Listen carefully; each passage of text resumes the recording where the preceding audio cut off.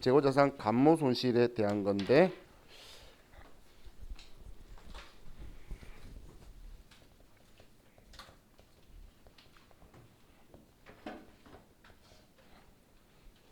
자, 재고자산 감모 손실을 구할 때는, 자, 우리가 상품이 예를 들어서 있다라고 볼게요. 그럼 이 상품을 저번 시간에 제가 썼을 때는 수량을 가지고 이야기를 했었죠. 수량을 가지고 이야기하니까 기초 재고 수량, 기말 재고 수량, 매입 수량, 판매 수량 이런 식으로 썼었는데, 이걸 금액으로 하면 기초 재고액이 되고, 이게 기말 재고액이 되고, 그리고 여기가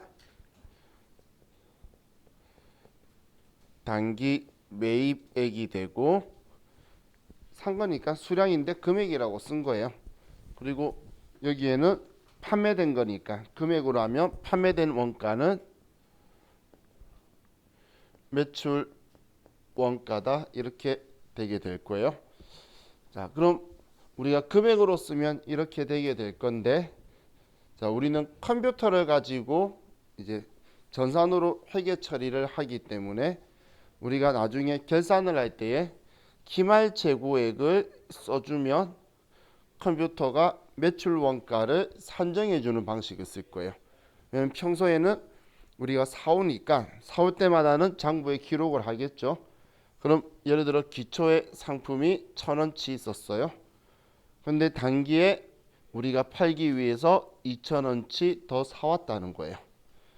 그럼 우리는 컴퓨터에 나중에 우리가 분계를 안 하고 그냥 내가 기말에 1,400개가 있다라고 하면 1,400원치가 있다라고 하면 컴퓨터가 1,600원치 팔렸구나 라고 하면서 컴퓨터가 기말에 한 방에 우리가 팔린 만큼 대변의 상품이다 1,600원, 그리고 차변에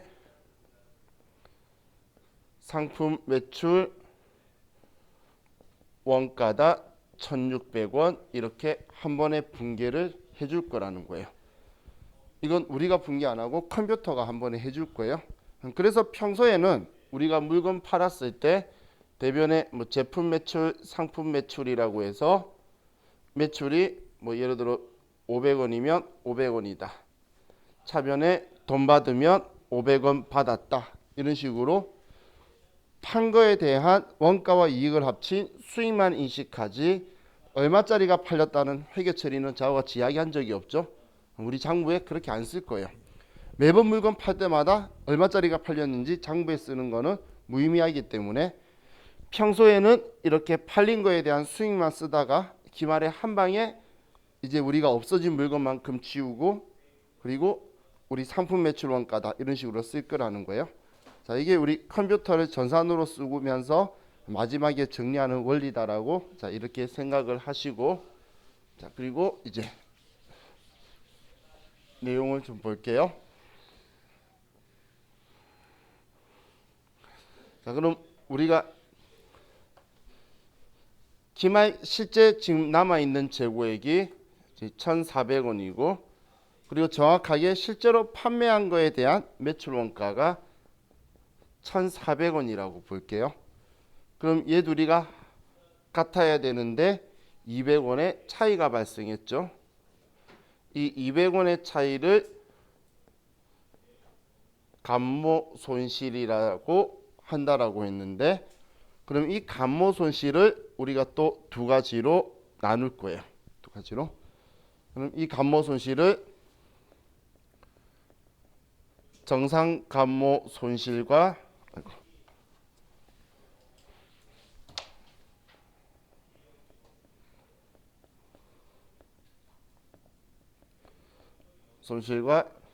비정상 감모 손실로 이렇게 둘로 구분을 나눌 거라는 거예요. 그럼 정상 감모 손실과 비정상 감모 손실은, 정상 감모 손실이라는 건 원가성이 있다라는 거고, 비정상 감모 손실은 원가성이 없다란 뜻이에요. 원가성이.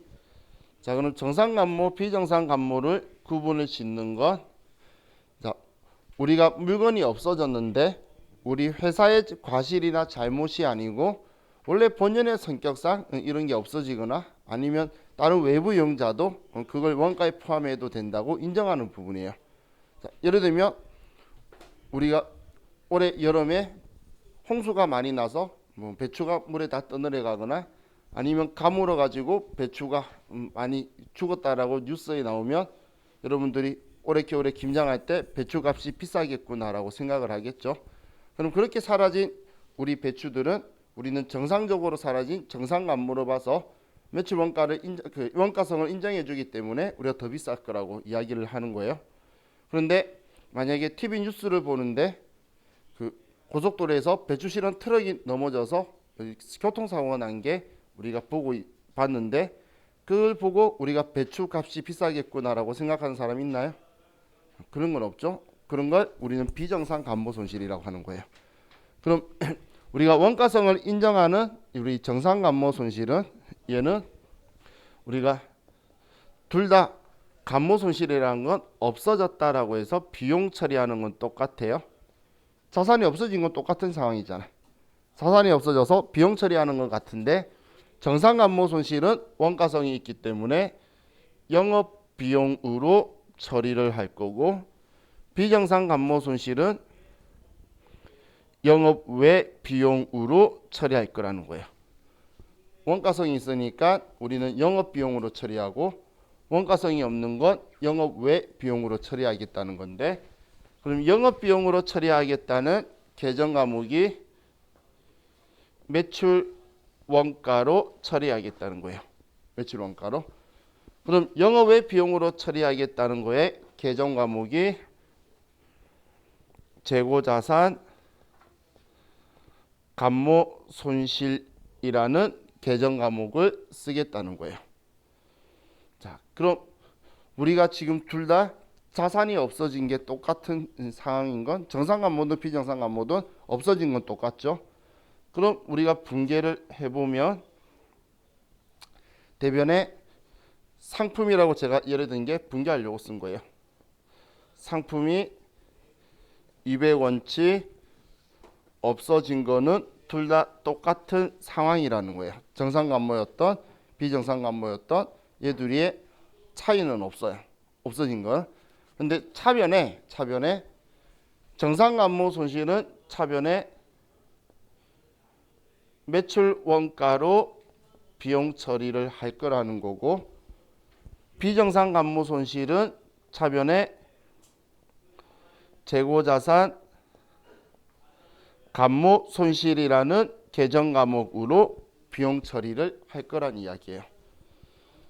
자, 그럼 이제 이런 상황을 가지고 우리가 다시 한번 생각해 보면 실질적으로 매출 원가라고 해서 제가 앞에 분개해 준다고 말했던 게 차변에 제품 매출 원가, 상품 매출 원가 쓰고 대변에 재고 자산을 빼는 분개인데 근데 지금 1,400원치였지만 제가 이 앞에 그냥 1,400원치 기말 재고가 있다라고 쓰면 컴퓨터는 나머지 1,600원치를 매출 원가로 분개해 줄 거라 그랬죠. 기억나시나요? 그렇다면 차이 나는 감모 손실 200원도 그냥 이 분개를 자동으로 해주죠. 그래서 우리 전산에서 하는 거에서는 이 정상 감모 손실은 회계 처리를 하지 않아요. 회계 처리를 별도로 여러분들이 안 해도 컴퓨터가 자동으로 분개를 해줄 거라는 거예요. 그래서 이거에 대해서는 여러분 정상 감모는 아무 회계 처리 안 한다만 기억하시면 되지 이 분개는 여러분이 직접 할 일이 없어요. 자, 그럼 문제는 뭐냐면 정상 감모든 비정상 감모든 실제로 1,400원치 있으니까 얘 1,400원을 있다라고 실제 값을 무조건 써줘야 되는데 그럼 이 200원을 여기에 포함이 안 되도록 하는 방법을 만들어야 되겠죠. 비정상 감모 손실은. 그래서 자, 우리 비정상 감모 손실이 생기면 자, 여기에 포함이 안 되도록 하려고 먼저 1,400원치 있는 건 변함이 없는데 그 전에 이 붕괴를 회계 처리를 해줄 거예요. 근데 이 붕괴 회계 처리하면서 지금 대변의 상품이다라고 쓴 거는 컴퓨터는 팔린 걸로 다 생각할 거라는 거예요. 그럼 얘는 그냥 매출원가에 포함하는 거니까 팔린 걸로 봐도 상관이 없는데 지금 얘가 문제인 거죠. 그럼 매출원가에 포함 안 되도록 하려면 여기에 타계정으로 대체라고 사인을 해줄 거예요. 재고자산이 다른 계정 과목으로 대체되었다. 그게 지금 얘로 대체됐다는 거예요. 그럼 이렇게 사인을 보내주기 위해서 우리 앞 시간에 한번 이 이야기를 했었죠. 우리가 아직 보지 못한 컴퓨터에다가 숫자 8번을 써주면 컴퓨터가 얘는 지금 다른 계정 과목으로 썼구나라고 해서 이렇게 준비하고 있는 곳에 타계정으로 대체된 게 200원치 있다라고 전산에 들어가게 돼요. 총 1,000원치 있고 2,000원치에서 3,000원치 중에 200원치는 다른 곳에 썼어라고 들어가게 될 거고, 이런 상황에서 내가 기말 재고액이 1,400원이라고 쓰면 그럼 컴퓨터는 총 3,000원 중에서 200원 딴 곳에 썼고 1,400원치 남았으니까 매출 원가는 1,400원만 붕괴해 주겠다라고 해서 붕괴를 할 거라는 거예요. 그럼 매출 원가에 포함이 안 되도록 되겠죠. 그래서 우리는 이 붕괴를 기억해야 돼요. 근데 이건 어렵게 나올 때 나오는 거니까 회계 1급에서는 그렇게 자주 등장하는 붕괴는 아니에요. 이건 우리가 결산할 때 하는 거예요. 결산. 12월 31일 날 실제 우리가 기말에 얼마치 있는지를 해서 기말 재고 자산을 산정을 해야 매출 원가를 구할 수 있으니까 기말에 할 때 우리가 이걸 사용한다라고 보시면 돼요. 그럼 나중에는 우리 사실 시험 문제는 이런 붕괴 없이 그냥 1,400원치라고 쓰는 것만 문제가 주로 90% 이상 나와요. 주로 이런 식인데 지금 1,400원 제가 쓰면 붕괴해 줄 거라 그랬죠. 근데 이거 쓸 때에 이제 응용되는 게 우리 재고 자산할 때 미착품 그리고 위탁품, 그 적성품이라 했던 거, 시성품 이런 거 봤었죠. 그걸 가지고 내 건지 아닌지 판단을 해서 여기에 같이 더해서 쓸 것이냐, 이제 그런 것들을 판단할 때에 이제 앞에 했던 게 사용이 같이 되게 될 거예요. 자, 이게 우리 감모 손실에 대한 건데, 자, 다음 페이지 넘기면 재고 자산의 평가라고 있어요. 자, 재고 자산의 평가는 붕괴 문제는 단 한 번도 나온 적은 없어요. 그런데 이런 문제에서 가끔씩 이제 어렵게 낸다고 회계 1급의 출제위원들이 이제 이 계정 과목들의 붕괴 계정 과목들의 성격을 물어보니까 제가 붕괴는 보여드리면서 성격을 설명을 드릴게요.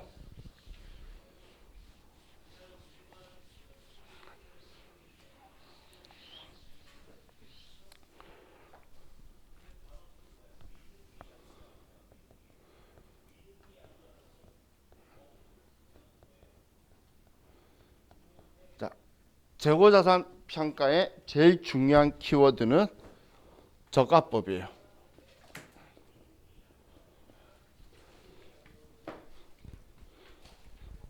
자, 저가법이라는 건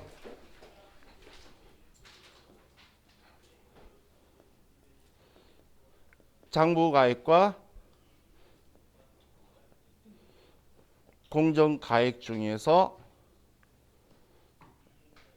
작은 금액으로 우리 장부에서 우리 평가를 해서 기록을 남겨두겠다는 게 우리 저가법이에요. 그럼 우리 재고자산은 장부가액은 사왔을 때 취득원가겠죠. 그래서 얘는 취득원가라고 보면 되고, 공정가액은 순실현 가능액이나 현행 대체 원가가 공정가액이라고 보시면 돼요. 순실현 가능액이라는 건 팔았을 때의 판매 가격과 내가 판매하는 데 들어가는 판매 비용을 빼면 실제적으로 내가 얼마 벌 수 있느냐, 그런 이야기고, 현행 대체 원가는 이걸 다시 또 구입한다면 얼마 주고 살 수 있느냐, 그걸 우리 공정가액으로 생각을 해서 장부 금액과 공정가액 중에 작은 금액으로 하니까 저가법이라는 이제 표현을 쓰게 돼요. 그럼 이 저가법을 다르게 표현하면 우리 재고자산의 가치의 하락분은 전액 인식을 하고, 그런데 상승분은 취득 원가 한도로 인식한다라는 게 우리는 저가법이에요. 저가법은 하락한 거는 전부 다 인식하고 상승한 거는 취득 원가 한도로 인식한다는 건데, 자, 간단한 예를 가지고 먼저 설명드릴게요. 자, 예를 들어서 우리가 1,000원의 물건을 사왔어요. 그런데 얘의 공정가액이 800원이에요. 그럼 우리는 저가법이니까 이거 두 개 중에 낮은 금액으로 평가를 하겠죠. 그러면 이 금액으로 평가를 할 거예요. 또 우리가 1,000원에 사와 있는데 공정가액이 500원으로 또 하락을 했어요. 그러면 우리는 이 500원으로 평가할 거예요. 그럼 순차적으로 갔다 그러면 얘는 처음에 200원 내렸다가 300원 더 내려야 되겠죠. 자, 그런데 이번에 우리가 1,000원에 사온 건데 얘가 1,200원으로 올랐어요. 그러면 이 두 개 중에 낮은 금액은 1,000원이죠. 그러면 500원에서 1,000원으로 500원만 올릴 거라는 거예요. 그럼 그 다음에 내가 1,000원인데 1,500원이에요. 그럼 얼마로 평가해야 되죠? 위에 거 1,000원이죠. 지금 저가법은 두 개 중에 낮은 거잖아요. 이 말은 하락한 거는 처음에 여기 내리면서 마이너스 300을 인식했고, 그 다음 얘 가면 200이죠. 자, 산수 잘못했어요. 자, 얘 200이고 얘 마이너스 300을 인식했는데, 그 다음에는 얘는 1,200원으로 올라도 플러스 500원으로 올라가고, 그 다음부터 손대는 게 없죠. 1,500원이 되든 얼마가 되든 우린 저가법을 쓰면 취득원가 한도로만 상승분을 인식하는데 하락분은 내려간 만큼 전부 다 인식해 갈 거라는 거예요. 이게 우리 저가법이에요. 자, 이 저가법을 쓰는 이유는, 자, 외부 이용자가 우리 기업에 대해서 안 좋은 사건에 대해서는 그때그때 바로 보고를 하는 거예요. 그런데 가치가 올랐다라는 이런 좋은 사건은 실제적으로 나한테 뭔가 물건을 팔아서 이익으로 돌아왔을 때에 그때 표현해 주지, 미리 뜬구름 잡는 것처럼 나 재고자산 가격이 올랐어, 이익 볼 것 같아, 이런 표현 하지 말라는 거예요. 어차피 이걸 팔면 이익으로서 나한테 돈이 들어오게 되겠죠. 그렇게 실현되었을 때 이야기하라는 거예요. 그게 우리 저가법의 취지라고 보시면 돼요. 그게 무슨 말인지 이해 안 가시죠? 간단하게 이렇게 생각하면 돼요. 자, 여자하고 남자가 있어요. 이 두 사람이 10년 동안 사귀었는데 이제 10년 만에 이 남자가 여자한테 프로포즈를 해요. 근데 프로포즈 하면서 나 사실은 대학교 보내야 될 동생이 10명이 있고 1년에 제사가 20번 있어. 그러면 이 여자가 지금까지 10년간 사귀었는데 왜 그 사실을 진작에 이야기 안 했어, 이렇게 말할 수 있겠죠. 안 좋은 건 빨리빨리 말하라는 거예요. 근데 이 남자가 만약에 둘이 10년간 사귀었는데 갑자기 이 여자한테 프로포즈 하면서 나 사실은 재벌 2세야, 우리 아버지가 재벌이야. 그럼 이 여자가 왜 그걸 진작에 말 안 했니라고 화낼까요? 이제 내 것이 되었구나라고 생각하겠죠. 그렇기 때문에 좋은 거는 미리미리 말할 필요 없다는 거예요. 내 것이 실현되었을 때 말하면 되는데 안 좋은 거는 미리미리 말하는 거예요. 그게 지금 이 앞에 말했던 안 좋은 사건에 대해 내린 거는 바로바로 외부 이용자한테 보고해 주는데, 오는 거는 나중에 이 물건 팔아가지고 이익으로 승화될 때 보고가 되면 되지, 왜 그냥 가지고 있는 자산 가치 올랐다고 해서 뜬구름 잡지 말라, 그런 이야기예요. 이런 개념 이해가시죠? 왜 이렇게 쓰는지. 자, 그럼 이거에 대해서 이제 분계 가지고 조금만 보면,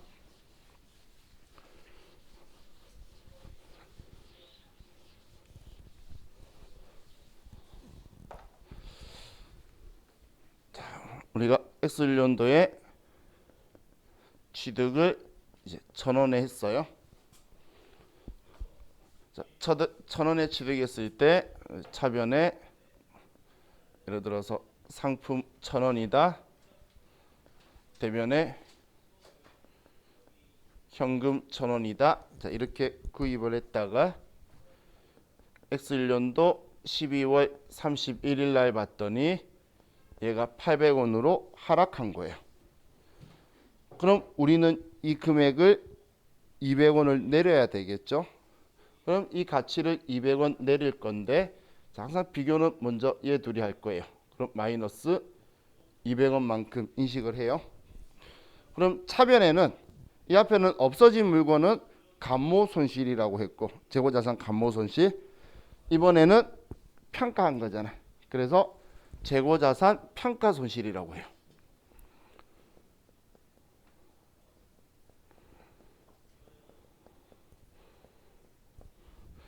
자, 그럼 대변에는 감모 손실에서는 그냥 진짜 없어진 거니까 아예 지워버렸죠.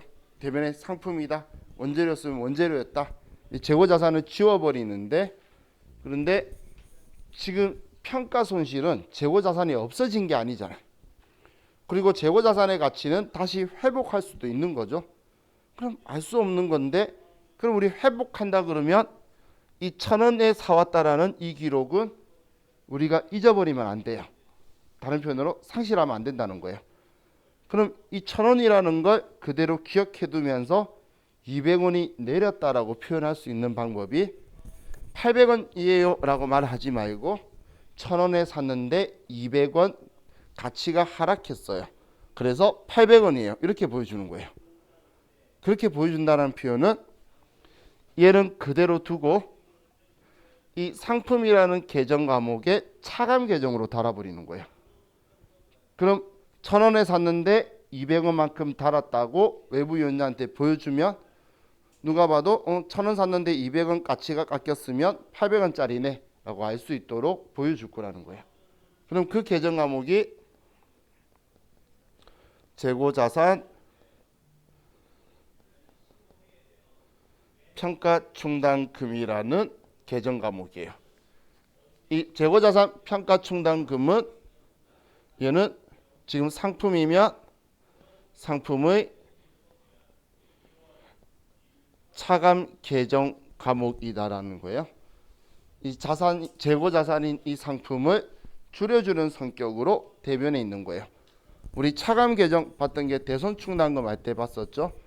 그럼 나중에 우리 감가상각할 때도 우리 자산들을 얼마에 샀는데 얼마 달아서 지금 얼마짜리예요, 이런 식으로 보여줄 거예요. 그럼 지금 이렇게 분개를 하면 얘 지금 손댄 적이 없으니까 장부에는 그대로 1,000원 적혀 있고, 그럼 1,000원에 샀는데 지금 200원만큼 가치가 하락했어요. 이렇게 외부 이용자한테 보여준다는 거예요. 자, 분개는 너무 신경 안 쓰셔도 되고 여러분이 직접 분개할 일은 없어요. 세무이급까지는. 그런데 성격에 대해서 이런 문제 물어보니까 좀 이 성격을 기억하자라는 거예요. 재고자산을 차감해주는 성격인 거예요. 그럼 재고자산 평가손실 계정 과목 봤을 때 재고자산의 가치가 하락했다는 게 우리 회사의 과실인가요? 아니죠. 우리 잘못이 아니라 사회적 요소 때문에 일어나는 거니까 우리 회사의 과실이었다면 영업외 비용 처리하는 게 맞는데 우리 회사의 과실이 아니기 때문에 얘는 원가성을 인정해요. 그래서 얘는 매출 원가에 포함할 거예요. 포함한다는 거나 가산 더한다는 거나 같은 표현이죠. 근데 얘는 매출 원가에 가산한다라는 표현을 많이 써요. 자, 그럼 이렇게 우리가 가격이 하락했을 때에 이렇게 분개를 했는데 이걸 그대로 가지고 있는데 X2년도 12월 31일 날 얘가 1,300원으로 상승을 했어요. 1,300원으로. 그럼 우린 지금 현재 가격이 1,300원인데 그럼 얼마하고 비교해야 되죠? 취득원가하고 비교해야 되죠. 그럼 얘들이 비교를 해봤더니 얘가 작네, 그죠? 그러면 우리는 이제 1,000원으로 평가해야 될 거예요. 그럼 1,000원으로 평가할 건데 지금 장부에는 800원이다라고 가치로 되어 있죠. 1,000원에 샀는데 200원 가치가 내려갔다라고 써줬잖아요. 그럼 우리는 다시 1,000원으로 만드는 방법은 200원만큼 가치가 하락했으면 지워버리면 1,000원 그대로 있겠네. 그죠? 그럼 얘만 없어지면 되겠죠. 얘는 지금 이 상황에서는 플러스 200원만 취등원가까지 해줄 거라는 거예요. 자, 그럼 이때는 이제 얘를 지워주기 위해서 얘를 지워주면 이제 얘만 남을 거니까 장부에 지우기 위해서 차변에 재고자산 평가손실 200원이다라고 죄송해요. 평가충당금 200원이다라고 써서 이 차감 계정 과목이었던 걸 반대 써서 지워버리는 거예요. 그러면 우리는 지금 이것만 남게 되겠죠. 그럼 대변에 쓰는 계정 과목이 재고자산 평가충당금 환입이라는 계정 과목을 쓸 거예요. 그냥 끝에 환입 다시 돌아왔다 충당금이 이렇게 처리를 할 거라는 거예요. 그럼 제가 지금까지 설명한 이유가 얘 성격도 알려주려고 설명한 거예요.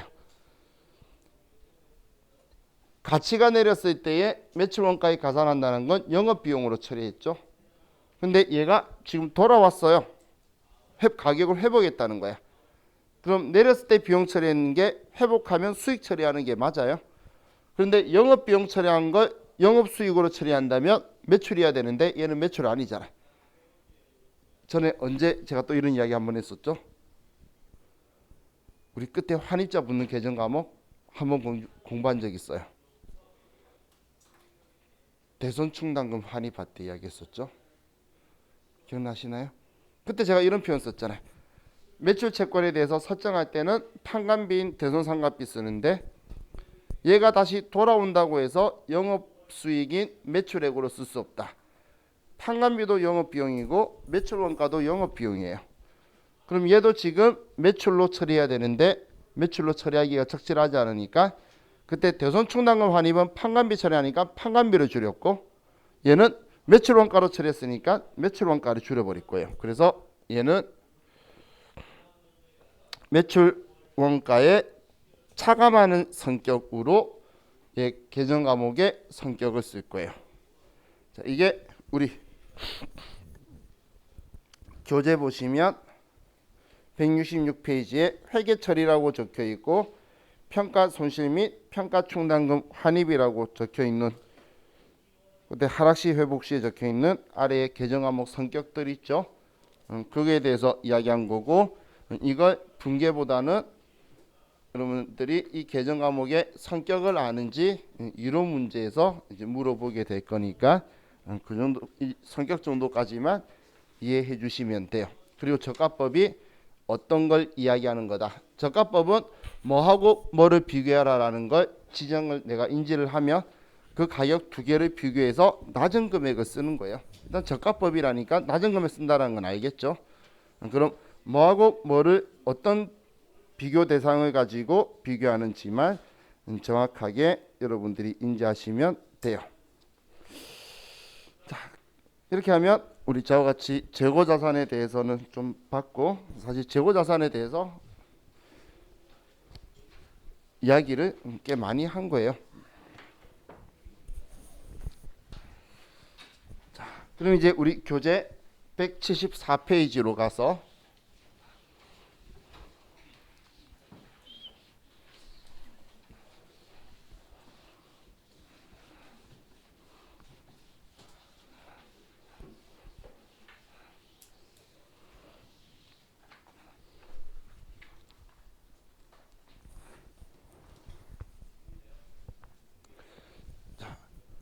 우리 유동자산은 당좌자산과 재고자산으로 둘로 분류를 하는데 우리 당좌자산은 유동자산 중에 재고자산 뺀 나머지들이었고 그렇게 생각하는 게 훨씬 더 범위를 더 명확하게 표현하는 것 같죠.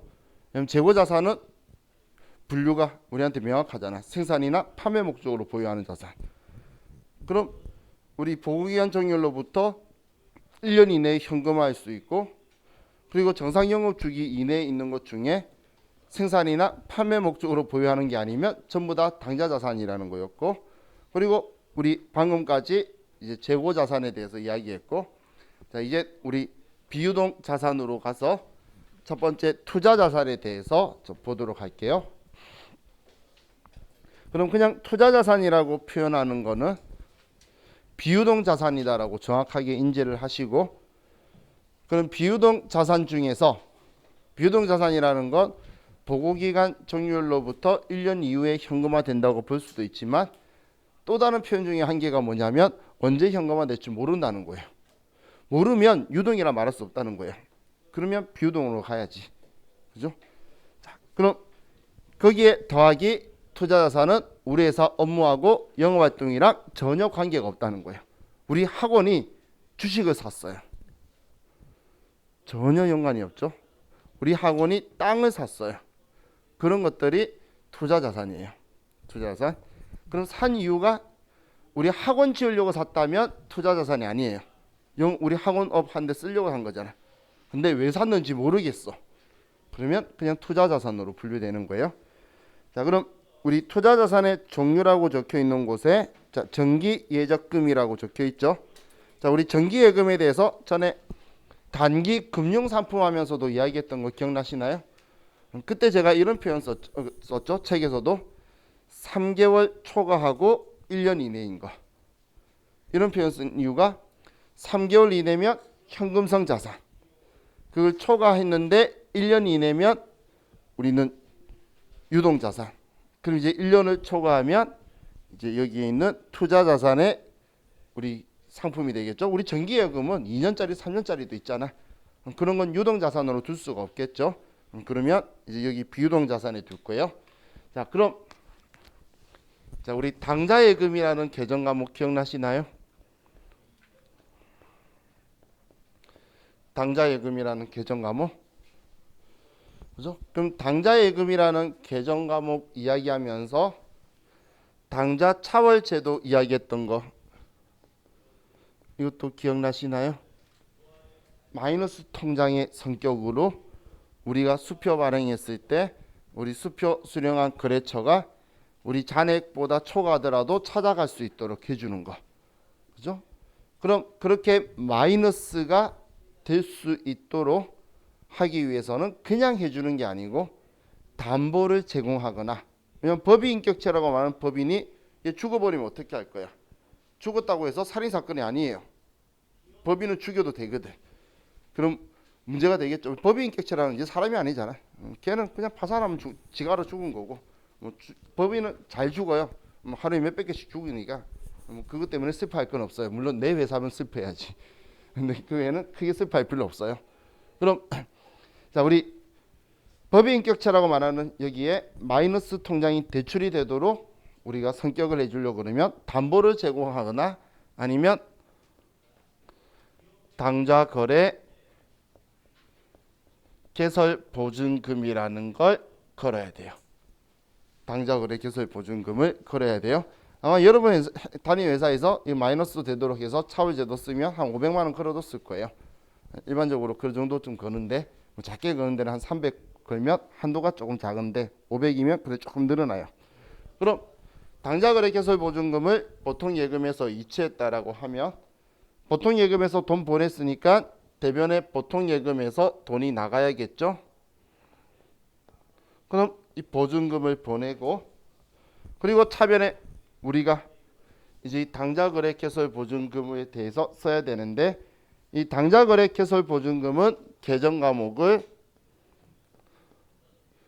특정 현금과 예금이라는 계정 과목을 사용할 거예요. 특정 현금과 예금. 정말 계정 과목 이상하죠.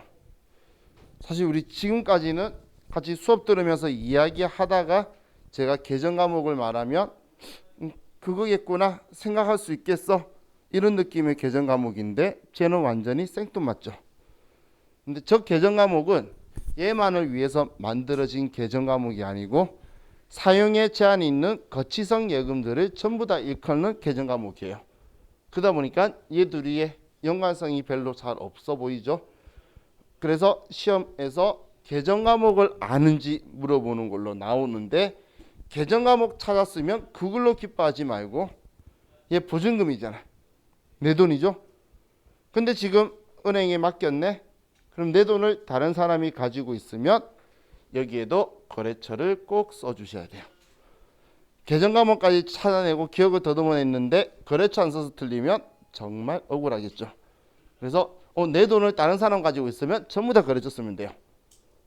내 돈을 다른 사람 가지고 있으면 시험 때 무조건 은행이겠죠. 그럼 어디 은행이다라고 여러분들이 꼭 써줘야 된다는 이야기예요.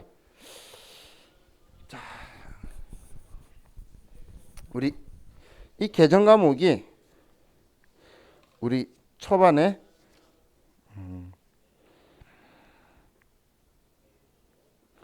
55페이지에 당좌예금 처음 볼 때 55페이지에 보면 적혀 있었는데 제가 뒤에서 말씀드릴게요 하고 그냥 넘어갔던 거예요.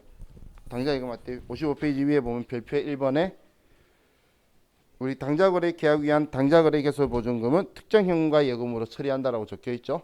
얘가 투자자산이고 이제 현금 배웠는데 얘에 대해서 어떻게 설명할지 제가 감이 안 나오기 때문에 그때는 설명을 안 한 거고, 지금은 제가 이야기했을 때 무슨 말인지 알아들었잖아요. 나중에 계정 과목이 생각나면 좋겠다 이런 생각이 들죠. 의외로 생각날 것 같아 보이는데 생각이 잘 안 나요, 얘가. 그래서 전에 이런 분도 봤어요. 손가락 사이에다가 특정 현금과 예금 적어서 들어가시는 분도 봤어요. 시험 전에 봤으면 시험 때 기억날 건데 그걸 왜 써서 그런지 모르겠는데 그 전에 안 봤어야지 기억이 안 나는 거지, 그죠? 자, 차라리 거래처를 써야 된다고 기록해 가는 게 좋았을 텐데. 자, 다음 우리가 투자자산은 영업활동에 사용을 안 하는 건데, 우리 영업활동용이 아닌데, 그럼 우리 영업활동에 사용하는 물건들은 우리는 유형자산, 무형자산으로 해요.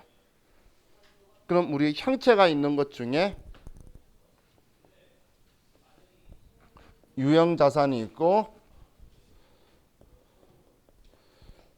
투자자산이 있는데, 자, 우리가 일상생활에서 이제 땅이다, 토지다 이렇게 말하는 거 있죠. 이걸 우리가 영업활동에 사용한다면 계정 과목을, 얘는 영업활동에 쓰는 거예요, 유형자산은. 그렇다면 계정 과목을 토지라는 계정 과목을 쓸 거예요. 땅을 토지라고는 생각할 수 있겠죠. 근데 땅을 토지라고 쓰려면 우리가 영업활동에 써야 돼요. 그럼 문제에서 영업활동에 쓴다는 걸 어떻게 알려줄 거냐?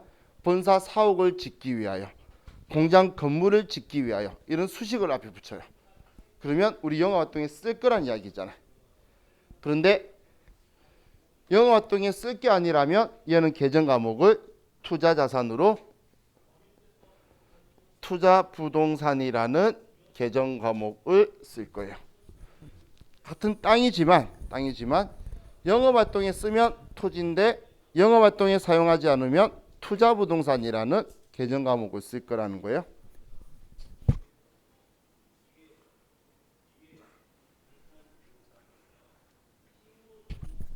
다음은 또 건물은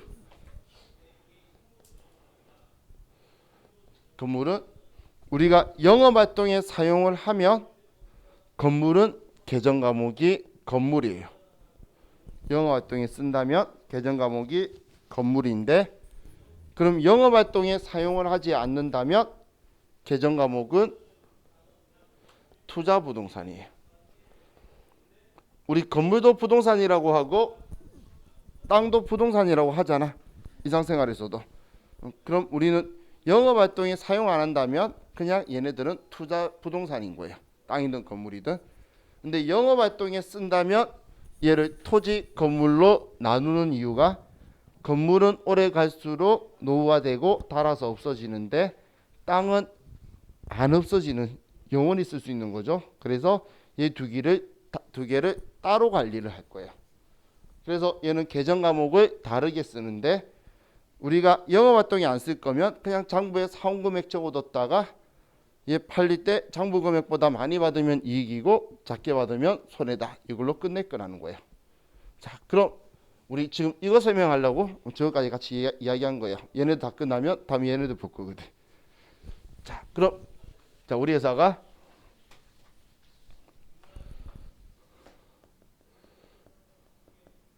투자 목적 토지를 1억 원 구입을 하고, 그리고 구입하면서 취득세 400만 원을 전부 다 지급을 했다라고 볼게요. 자, 그럼 분개를 하면, 자, 우리 회사가 지금 전부 다 현금 지급했다면 대변에 현금 1억 400만 원이 나간다. 자, 이렇게 쓰겠죠. 자, 그리고 나서 차변에 투자 목적으로 샀으니까, 땅 샀으니까 투자 부동산이라고 할 건데, 자, 지금 이 취득세 400만 원은 그냥 세금이 아니라 얘 샀기 때문에 들어간 거죠. 그럼 내가 지금 이 땅을 판다면 최소한 1억 400만 원 받아야 본전일 거잖아. 그냥 1억에 팔면 나는 취득세 400만 원만 손해보게 되겠죠. 그래서 우리 자산은 우리 과거에 봤던 단기매매 증권이라는 그 이상한 계정 과목을 빼고는 전부 다 취득할 때 부대 비용은 원가에 포함할 거예요. 그럼 장부에 얘 나중에 팔 때 얼마 이익인지 손해인지 정확하게 알기 위해서 그냥 이 400만 원까지 전부 다 합쳐서 투자 부동산 1억 400만 원이다. 이렇게 처리할 거라는 거예요. 투자 부동산 1억 400이다. 이게 취득원가 포함하는 거잖아. 우리 앞에 재고자산도 원재료 사오는데 운반비 들어가도 원재료라고 쓰고, 운송보험이 들어도 우리는 원재료라고 쓰고. 근데 지금은 투자 부동산을 사니까 만약에 문제에서 이 400만 원만 나왔어요. 이것만 납부한다 하더라도 그럼 차변에 투자 부동산 400만 원이었을 거라는 거예요. 과거에 이거 줄 때는 투자 부동산 1억만 적었으니까 400만 쓰면 장부는 어차피 이렇게 합쳐질 거잖아. 이해가셨죠? 그랬다가 이제 우리가 얘 투자 부동산을 토지를 1억 1천만 원에 매각했어요. 얘를 1억 1천만 원에 매각을 하면, 자, 우리는 가지고 있던 걸 팔거나 없어지면은 장부에서 지워야 되겠죠. 그럼 장부에 이 투자 부동산이 얼마 적혀 있는지 봤더니 지금 1억 400만 원이라고 적혀 있네요. 그럼 이런 상황에서는 우리가 돈 받은 거 먼저 못 쓰는 거야 자유지만, 일반적으로는 장부에 있는 거 먼저 지워요. 그럼 얘를 먼저 반대로 투자 부동산 1억 400만 원이다. 이렇게 써서 얘를 지우고, 다음 돈을 받을 거니까 차변에 돈을 받는데 1억 1천만 원이다라는 거예요. 그럼 차이 나는 600만 원은, 자, 우리 지금 1억 400짜리를 1억 1천만 원에 팔았으니까 600만 원 이익이죠. 그래서 투자 자산 처분 이익이다. 600만 원 이렇게 쓸 거예요. 자, 우리 계정 과목은 여러분들이 걱정하는 만큼 창의력이 많지가 않아요. 그래서 과거에 우리 단기매매 증권 팔아서 이익 보면 단기매매 증권 처분이, 단기매매 증권 하면서 이야기했던 뭐 각종 다른 유가증권들도 팔면 그 유가증권 처분이, 지금 투자 부동산이 투자자산을 팔아서 이익 보니까 투자자산 처분이, 우리 이 다음 시간에 할 유형자산 팔아서 이익 보면 유형자산 처분이, 무형자산 팔면 무형자산 처분이. 엄청 단순하죠. 그래서 크게 창의력이 없으니까 어떤 분은 생각 안 나면 처분이라고 적어놓고 이렇게 본다 그러시더라고. 쭉 컴퓨터 내려보면 자기가 생각이 있다는 게 있으면 이렇게 선택한다고. 다 같은 느낌으로 다 있겠죠. 자, 이게 우리 투자 부동산에 대해서 이야기를 하는 거고, 자, 다음 우리 유가증권에 대한 부분은 우리 지금 말고 우리 이 다음 시간에 제가 설명을 한번 드릴게요. 자, 그래서 지금 우리 8번인데 좀 쉬었다가 177페이지에 유가증권에 대해서 다시 보도록 할게요. 쉬었다 합시다.